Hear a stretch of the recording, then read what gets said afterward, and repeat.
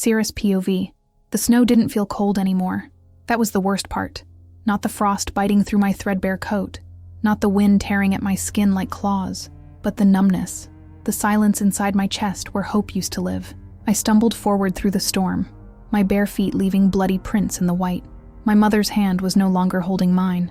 She'd let go an hour ago, maybe 2. Time blurred when you were dying. "Mama?" My voice cracked, swallowed by the howling wind. She didn't turn around. I tried again, louder this time, desperation clawing up my throat. "Mama, please." She stopped. For one fragile, stupid second, I thought she'd changed her mind, that she'd come back, that she'd wrap her arms around me and tell me it was all a mistake, that I wasn't cursed, that I wasn't the reason the hunt had failed for 3 winters in a row. But when she turned, her face was carved from stone. "You've brought nothing but death to this pack, Cirrus." Her voice was flat, empty. "The elders said the spirits demand a sacrifice. You are that sacrifice." My knees buckled. "I didn't do anything," I whispered, tears freezing on my cheeks. "Mama, I swear I didn't. It doesn't matter what you did." She took a step back, her boots crunching in the snow. "It matters what you are. A curse, a burden, a mistake." The words hit harder than any blow. She turned her back on me again. This time she didn't stop walking. "Mama!" I screamed, my voice breaking. "Please don't leave me here. Please!" But she disappeared into the white storm, and I was alone. Alone in the Montana wilderness, surrounded by mountains that didn't care if I lived or died. Alone with the truth that my own mother had chosen survival over me. I sank into the snow, my body shaking violently. The cold was inside me now, spreading through my veins like poison. My wolf, weak, silent, broken, didn't even try to surface. She'd given up long before I had.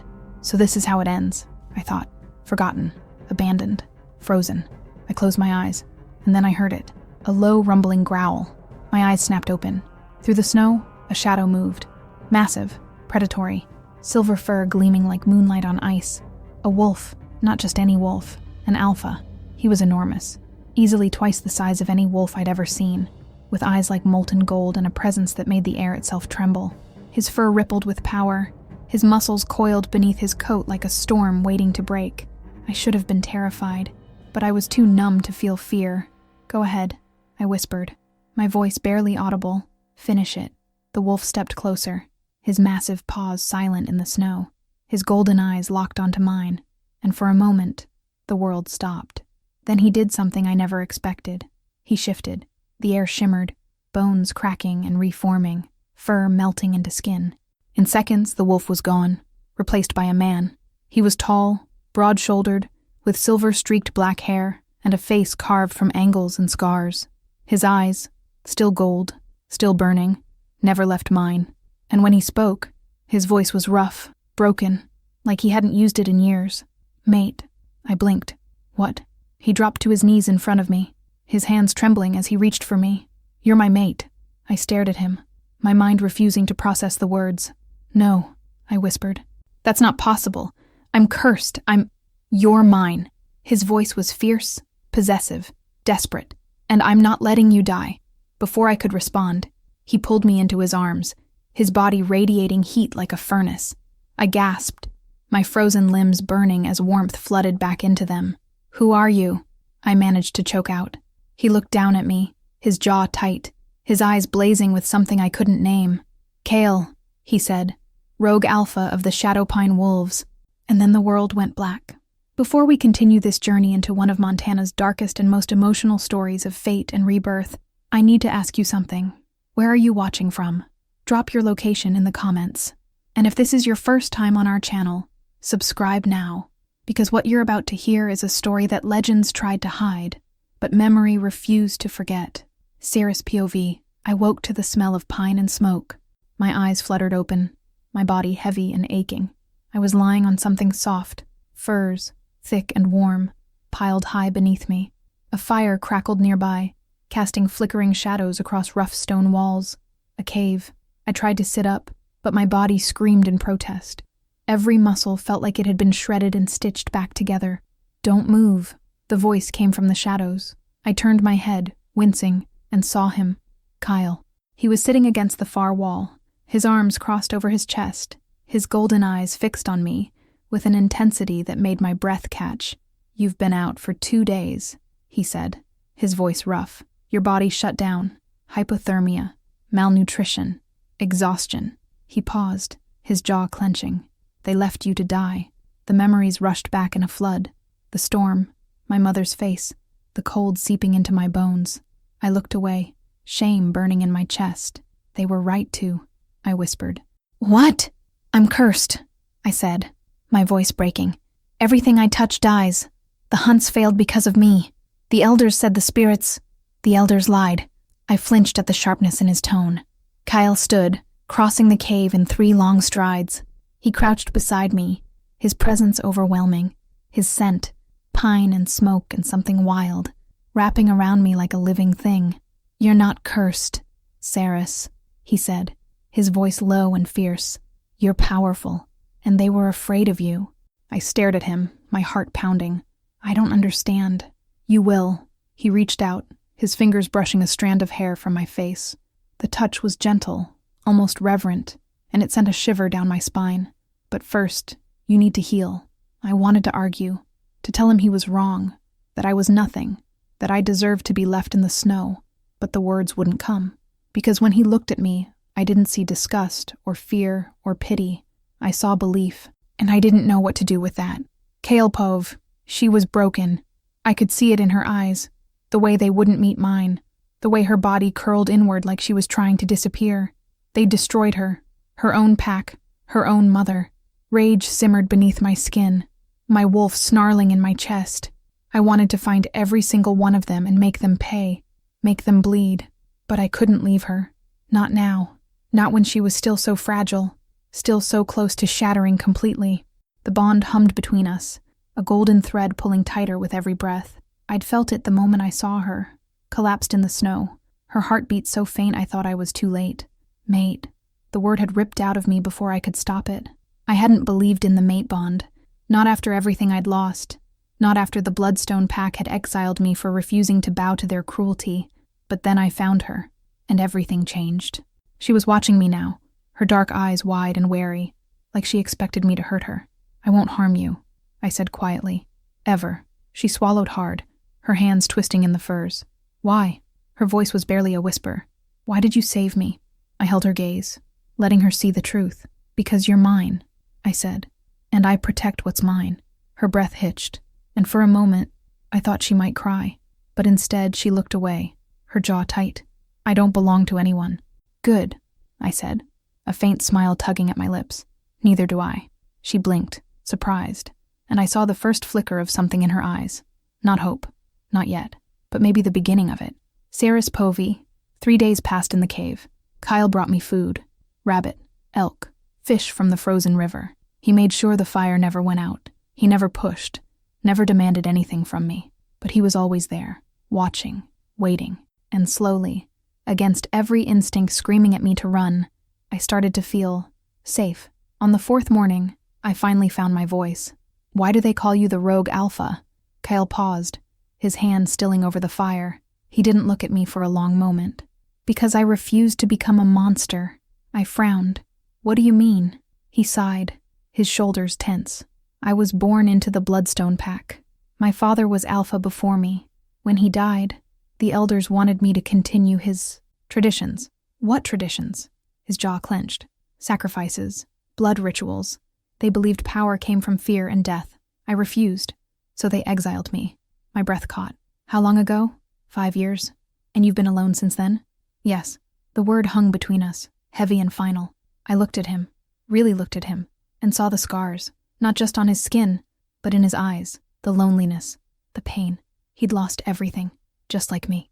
"I'm sorry," I whispered. He finally looked at me, his golden eyes soft. "Don't be," he said. I'd make the same choice again. Something shifted in my chest.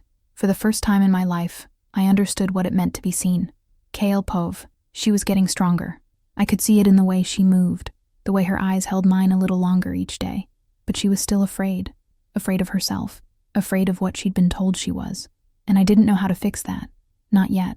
The bond was pulling tighter, the need to touch her, to claim her, to protect her, growing stronger every day.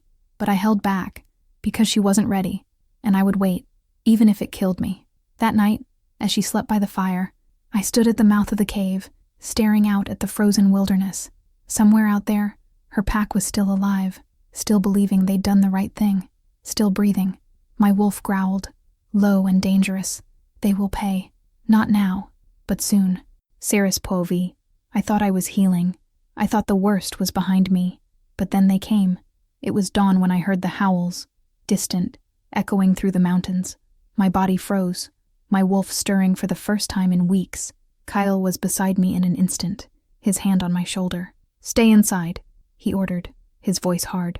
"Who is it?" "Your pack." My blood turned to ice. "They're looking for you," he said, his jaw tight. "They know you're alive." "How? Does it matter?" He turned to me, his eyes blazing. "They want you dead, Ceres. And I'm not letting that happen." Before I could respond, he shifted, his body exploding into fur and muscle. The silver wolf stood before me, massive and terrifying and mine, and then he was gone, racing into the forest. I stood there, trembling, my heart pounding. They came back. They came back to finish what they started, and suddenly, all the progress I'd made, all the strength I'd found, shattered. I was that broken girl in the snow again, cursed, worthless, alone. I sank to the ground, my hands covering my face, and I let myself break. Kale Puve. There were 6 of them, wolves from the Iron Ridge pack, led by a scarred beta I recognized from border skirmishes. They stopped when they saw me, their hackles rising. The beta shifted first, his eyes cold. "Step aside, rogue," he said. "The girl is ours. She belongs to no one," I growled. "She's cursed," he spat. "A blight on our pack. The elders demand her death. The elders," I said slowly, "can go to hell." His eyes flashed. "You protect a curse bringer? You're as insane as they say." I stepped forward, my wolf roaring inside me. "Touch her," I said softly, "and I will tear you apart." He lunged. The fight was brutal, bloody, and over in minutes. When I returned to the cave, I was covered in blood, none of it mine. Ceres was on the ground, her body shaking, her face buried in her hands. I shifted back, ignoring the pain in my ribs, and dropped to my knees beside her. "Ceres." She looked up, her eyes red and swollen. "They'll never stop," she whispered. "They'll keep coming until I'm dead. Then we leave," I said. "Where?" "North," I said. "Beyond the mountains, where no pack can reach us." She stared at me, her face pale. "Why are you doing this?" she asked, her voice breaking. "Why are you risking everything for me?" I cupped her face in my hands, forcing her to look at me. "Because you are not a curse, Ceres," I said fiercely. "You are a gift, and I will spend the rest of my life proving that to you."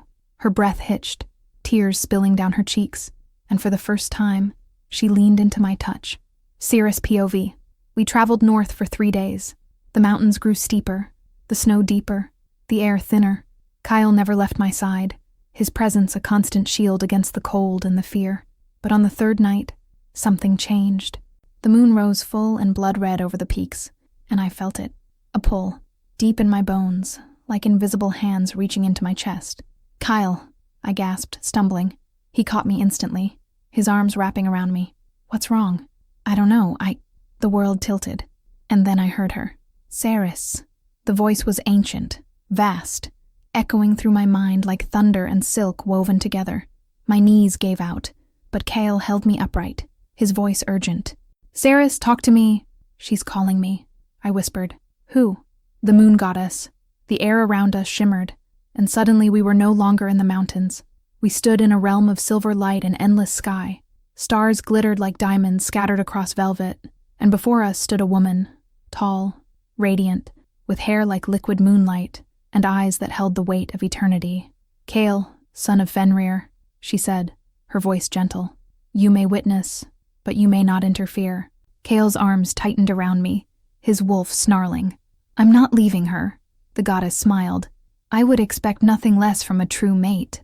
She turned to me, and the weight of her gaze made me want to fall to my knees. "Ceres, daughter of storms," she said. "You have been lied to your entire life." My breath caught. "What?" "You are not cursed," she continued. "You are mine, marked from birth as one of my chosen, a lunar guardian, meant to bring balance when darkness rises." I shook my head, tears streaming down my face. "That's not possible. I'm weak. I'm nothing. My own mother. Your mother feared what she did not understand," the goddess said, her voice sad. "Your pack saw your power and called it a curse because they could not control it. But you, Ceres, are not meant to be controlled. You are meant to lead." "I don't know how," I whispered. "Then I will teach you." She raised her hand, and light flooded through me, burning, brilliant, unbearable. I screamed, "Kale po vi." I couldn't touch her. The goddess's power held me back, invisible chains wrapping around my body as Ceres collapsed to the ground, her body convulsing. "Stop!" I roared. "You're killing her." "I am remaking her," the goddess said calmly. "What was broken must be forged anew. She's suffered enough." The goddess turned to me, her eyes ancient and knowing. "You love her." It wasn't a question. "Yes," I said, my voice raw. "Then trust me," she said. "She will need that love in the days to come, for what I give her tonight will demand everything she has." Ceres's screams faded, replaced by a low, pulsing glow. Her body rose from the ground, suspended in silver light. Her hair, once dark brown, began to shimmer with streaks of white. Her eyes, when they opened, glowed like twin moons, and when she spoke, her voice was layered with power. "I remember. Ceres POV. I remembered everything. Not just this life, but all of them. I was a lunar guardian, reborn every few centuries when darkness threatened the balance. I had lived before, died before, fought before, and I had been forgotten. Until now." The goddess lowered me to the ground, and I felt it. My wolf, no longer weak and silent but roaring, powerful, ancient, mine. "You are reborn, Ceres Stormbane," the goddess said. "Guardian of the northern realm, protector of the lost, voice of the moon." She turned to Kyle, who was staring at me with something between awe and fear. "Your maid is no longer the broken girl you found in the snow," she said. "She is what she was always meant to be. Will you still stand beside her?" Kyle didn't hesitate. He crossed to me in 3 strides, dropped to one knee, and took my hand. "Always," he said. The goddess smiled. "Then go, children of the moon. Return to the mortal realm, and show them what true power looks like." The silver light flared, and we were back in the mountains, but I was no longer the same. Ceres POV. The first thing I noticed was the clarity. Everything was sharper. The scent of pine and snow, the sound of Kale's heartbeat, the way the moonlight filtered through the trees like liquid silver. The second thing I noticed was the strength. My wolf was awake, fully, powerfully, and she was furious. "Ceres," Kyle said carefully, his eyes never leaving mine. "Are you? You?" I looked at him, really looked at him, and saw the fear beneath the calm. Fear that I'd changed too much, that I'd become something he didn't recognize. I reached for him, my hand trembling slightly, and cupped his face. "I'm still me," I whispered. "But I'm also more," he exhaled, leaning into my touch. "Good, because you scared the hell out of me." I smiled, the first real smile in weeks. "Sorry, don't be." He pulled me into his arms, holding me tight. "You're incredible." I closed my eyes, breathing him in, letting his warmth anchor me. But even as I held him, I felt it, the pull south, back toward Iron Ridge, back toward the pack that had tried to kill me. "They're going to come for us again," I said quietly. "I know, but this time," I said, pulling back to meet his eyes. "I'm ready." Kale POV. She was different, not just in power, but in presence. The way she moved, the way she spoke, the way she looked at things, like she could see through to the truth beneath. It should have terrified me. Instead, it made me fall even harder. "What did the goddess show you?" I asked as we walked through the forest, heading toward a cave I knew would shelter us for the night. Ceres was quiet for a long moment. "Everything," she finally said. "Every life I've lived, every battle I've fought, every time I failed. You didn't fail." "I did," she said, her voice soft. "I let fear control me. I let them make me believe I was nothing." She stopped, turning to face me. "But not anymore." The determination in her eyes made my wolf howl in approval. "What do you want to do?" I asked. She looked south, toward Iron Ridge, her jaw set. "I want to go home," she said. "I want to face them, and I want them to see what they tried to destroy. They'll try to kill you again. Let them try." I studied her for a long moment, then nodded. "Then we go back," I said, "together."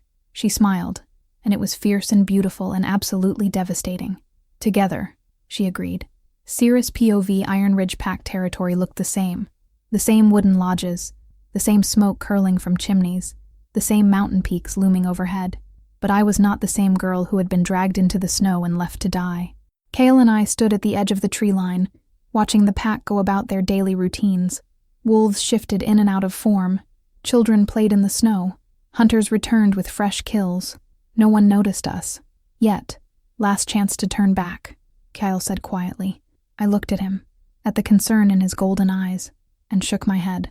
I need to do this. I know. He reached for my hand, squeezing gently.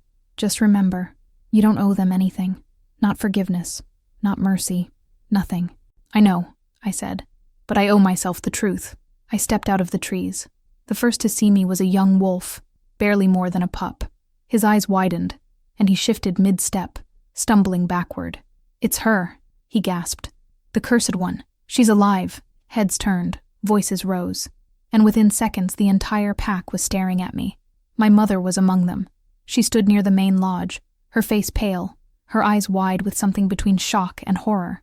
I walked forward, my head high, Kale a silent shadow at my back. The crowd parted, and then I saw him, Alpha Torin, leader of Iron Ridge, standing on the lodge steps with the elders flanking him. He was tall, broad-shouldered, with graying hair and eyes like ice. Ceres, he said, his voice cold. You should be dead. I was, I said simply, but the moon goddess had other plans. Murmurs rippled through the crowd. Torin's eyes narrowed. You dare speak of the goddess? You, a curse-bringer? I am no curse, I said, my voice ringing clear. I am a lunar guardian, chosen by the goddess herself to restore balance. The elders exchanged glances. Lies, one of them spat. Elder Moran, a wizened woman with a face like dried leather. You are marked for death. By you, I said softly, not by her. I raised my hand, and silver light flared around me, bright and undeniable. The pack gasped, stumbling back. The goddess showed me the truth, I continued, my voice steady. You blamed me for failed hunts because you were too proud to admit your own weakness. You called me cursed because my power frightened you, and you tried to kill me because you feared what I might become.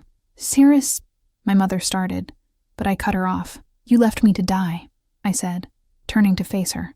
You looked me in the eyes and walked away. Tears streamed down her face. I had no choice. There is always a choice. Silence fell, heavy and suffocating. Then Kale stepped forward, his presence making the air itself tremble. I am Kale, rogue alpha of the Shadowpine line, he said, his voice carrying. And this woman is my mate. Anyone who harms her answers to me. Torin's eyes flicked between us, calculating. What do you want? He finally asked.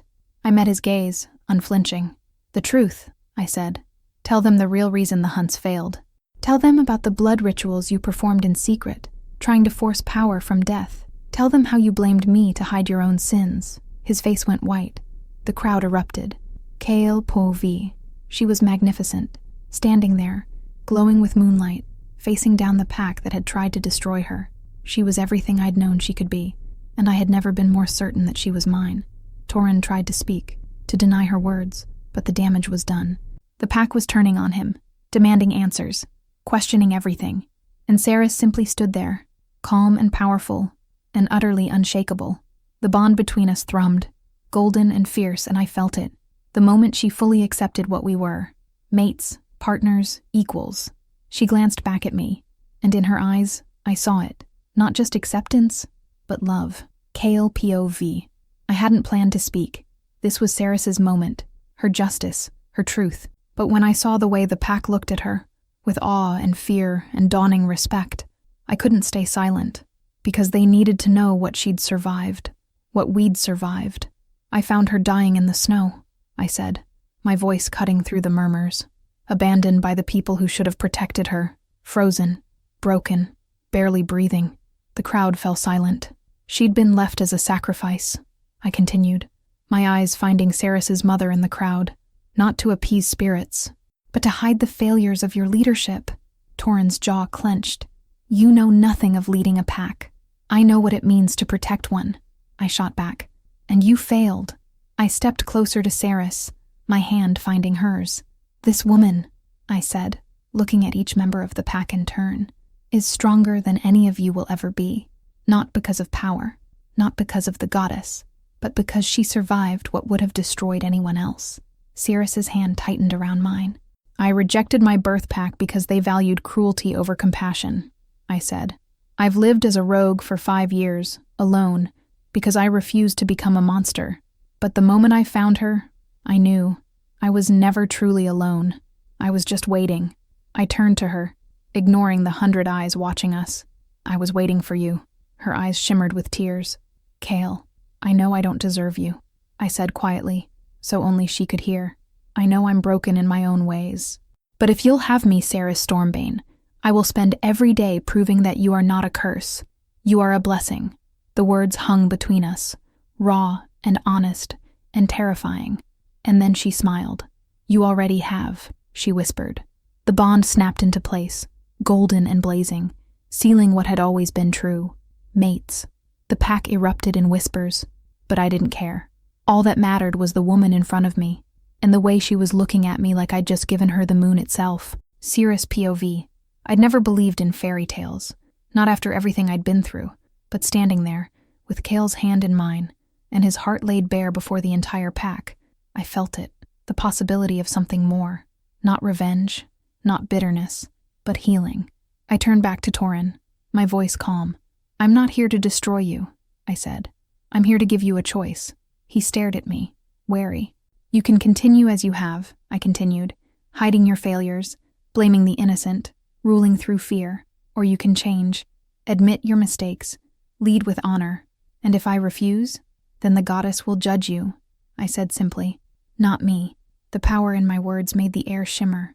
Torin looked at me for a long moment, then at the pack, then at the elders. Finally he bowed his head. I have failed you, he said, his voice rough. I let pride and fear guide my decisions. I blamed an innocent girl for my own weakness. He looked up, meeting my eyes. I am sorry, Saris. The words were broken, but they were real. And slowly, I nodded. Apology heard, I said. But forgiveness, that will take time. I turned to the pack. I am not your alpha, I said. I have no desire to rule you, but I am lunar guardian of this realm, and I will be watching. Silver light flared around me, sealing the vow. Treat your people with compassion, I said.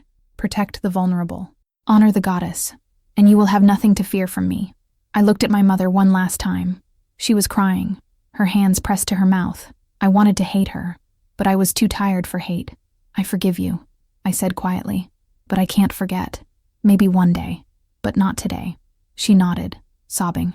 I turned away, Kale's hand still in mine, and together we walked out of Iron Ridge Pack territory. Behind us, the pack watched in silence. Ahead of us, the mountains stretched into endless sky, and for the first time in my life, I felt free. Saris POV. We traveled west, toward the setting sun and the wildlands beyond. Kale knew of a valley, hidden, protected, where no pack claimed dominance. We can build something there, he said as we walked. Something new, something ours. I looked at him, this fierce, broken, beautiful man who had saved me in every way that mattered. What do you want to build? I asked. He stopped walking, turning to face me. A sanctuary, he said, for wolves like us, the rogues, the abandoned, the outcasts, a place where they can heal, where they can be safe. My heart swelled. You want to build a pack? No, he said, shaking his head. I want to build a family. Tears pricked my eyes. With you? I whispered. He cupped my face in his hands, his thumbs brushing away the tears. With you, he said. Always with you. I kissed him then, fierce and desperate, and full of everything I couldn't put into words. And when we pulled apart, breathless and glowing with moonlight, I knew this was just the beginning. Kale Pove. The valley was everything I remembered. Lush forests, clear rivers, mountains rising like guardians on every side. No pack scent markers, no territorial boundaries, just wilderness, just freedom. It's perfect, Saris breathed beside me. It will be, I said, once we make it home. She looked at me, her eyes bright. Home, she repeated, testing the word. I've never had one of those. You do now? We spent the next weeks building. A lodge, simple but strong, nestled against the mountain face. Hunting trails, storage caches, a fire pit for cold nights. And slowly, word spread. Rogues began to appear, cautious, wary, but drawn by rumors of a sanctuary where strength didn't demand cruelty. We welcomed them all. A scarred she-wolf who'd fled an abusive mate, a young male whose pack had exiled him for being too weak, an elder who'd been cast out for questioning traditions. One by one, they came, and one by one, Saris welcomed them with the same fierce compassion she'd shown me. Our family grew, and so did our love. Saris POV. 6 months after we arrived in the valley, I woke to find Kale watching me. "What?" I asked, smiling. "You're glowing," he said. I frowned, looking down at myself. He was right. A faint silver shimmer clung to my skin, pulsing in time with my heartbeat. "What does that mean?" Kale's eyes widened, and then he was on his knees beside the bed, his hand on my stomach. "Saris," he whispered, "you're pregnant." My breath caught. "What?" "The glow," he said, his voice shaking. "It's the goddess's blessing. You're carrying our child." I stared at him, my mind reeling, and then I laughed, a bright, joyous sound that filled the lodge. "We're going to have a baby. We're going to have a baby," he echoed, and then he was kissing me, laughing and crying all at once. Outside, the pack howled in celebration, somehow sensing the joy, and in that moment, I knew. We weren't just surviving anymore. We were living. Saris POV. 5 years later, the valley had transformed. What had started as a single lodge was now a thriving community. Dozens of wolves who'd found refuge in our sanctuary. Children ran through the forests, their laughter echoing off the mountains. Elders told stories by the fire. Hunters returned with full bellies and fuller hearts. And at the center of it all stood our family. Our daughter, Luna, was 4 years old, a wild, fierce little girl with silver-streaked hair and her father's golden eyes. She could shift earlier than any pup I'd ever known, and she ran through the valley like she owned it. Which, in a way, she did. "Mama," she called, racing toward me. "Papa says I can come on the hunt tomorrow." I glanced at Kale, who shrugged innocently. "She asked very nicely," he said. I rolled my eyes but couldn't help smiling. "You're 4, little moon," I said, crouching to her level. "You need to be bigger before you hunt." "But I'm strong," she insisted, flexing her tiny arms.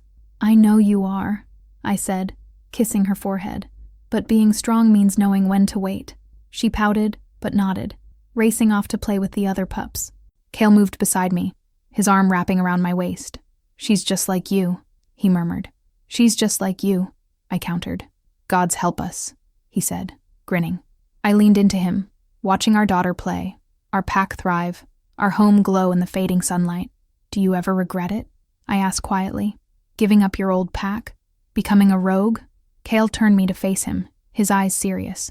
"Never," he said, "because being a rogue led me to you, and you led me to this." He gestured at the valley, at our family. "This is what I was meant to build, not through fear, but through love." Tears pricked my eyes. "I love you," I whispered. "I love you," he said. "My mate, my moon, my everything." Kale POV. That night, under the full moon, the pack gathered for the Luna ceremony. It was a tradition Saris had started, a monthly celebration where we honored the goddess, told stories, and welcomed any new wolves who'd found their way to us. Tonight, we had 3. A young female who'd fled a cruel alpha, an elder male seeking peace in his final years, and a pup, barely 6 years old, who'd been abandoned at our borders. Saris welcomed them with her usual grace, her power radiating like moonlight itself. "You are safe here," she said, her voice carrying across the gathering. "You are seen, you are valued, and you are home." The new arrivals bowed their heads, tears streaming down their faces, and I felt it, the pride, the love, the absolute certainty that we had built something that would last long after we were gone. Saris returned to my side, and I pulled her close. "You've changed the world," I murmured. "We've changed the world," she corrected. "Together," I agreed. Luna climbed into my lap, yawning. "Tell me the story, Papa," she said sleepily, "about how you found Mama." I looked at Saris, who smiled. "Once," I began, my voice soft, "there was a girl left to die in the snow, and a wolf who found her and called her mate." Luna's eyes drifted closed, her breathing evening out. "And they lived happily ever after?" she mumbled. I looked at Saris, at the woman who'd been broken and remade, who'd faced her demons and emerged victorious, who'd built a sanctuary from ashes and love. "Yes, little moon," I whispered. "They did." Years later, when Luna had grown into a powerful guardian in her own right, when Kale's silver hair had turned fully white, when our pack had become a legend whispered across every territory, I stood at the edge of the valley, looking out at the life we'd built. Kyle found me there, as he always did. Thinking about the past? He asked. Thinking about the future, I said. He took my hand, our fingers intertwining like they had 1,000 times before. No regrets? He asked. I looked at him, at this man who had saved me, loved me, built a world with me. Not a single one, I said. And under the light of the full moon we stood together, 2 rogues who'd found each other in the snow, 2 souls who'd defied fate and built something better, 2 wolves who'd proven that love, not fear, was the strongest power of all, the end. They say that on winter nights, when the moon is full and the snow falls silent, you can still hear her howl, the lunar guardian who was left to die and rose as something divine. They say her mate, the rogue Alpha, still watches over lost wolves, guiding them to sanctuary. They say their daughter became the greatest guardian the realm had ever known. But most importantly, they say this: no wolf is ever truly lost. Not while the moonlight remembers, not while love endures, not while their legacy lives on.